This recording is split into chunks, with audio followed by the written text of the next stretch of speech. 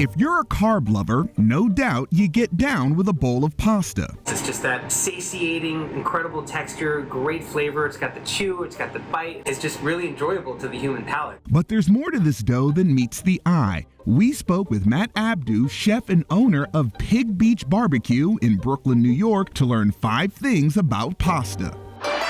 First, there are more than 600 types. All of them actually have a literal translation to what the word means, basically from Italian and into English. Lingua is tongue, so linguine is little tongues. It's a bunch of tiny little tongues and a big strand of pasta. Vermicelli, which is a really fun one, which basically means worms.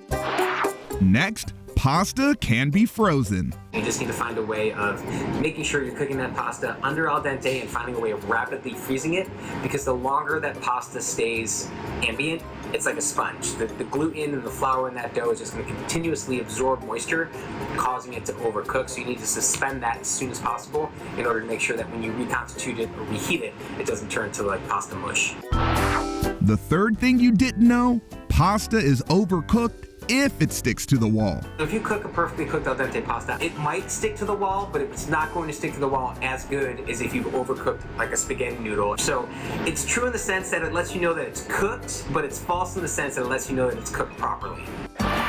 Next, pasta used to be kneaded by foot. When you're making pasta dough, it requires a lot of force, a lot of friction, and a lot of working that dough to develop the gluten within it. So before machinery, they used to step on it and walk all over it for hours at a time in large batches to get that pasta to be worked enough. The final thing you didn't know about pasta, a single strand of spaghetti is called spaghetto. So in Italian, the way that the words are sort of conjugated, usually when there's an E or an I in the end of the word, that means plural. And when they put an O at the end of the word, it means singular. So linguino would be one linguini. And those are 5 things you didn't know about pasta.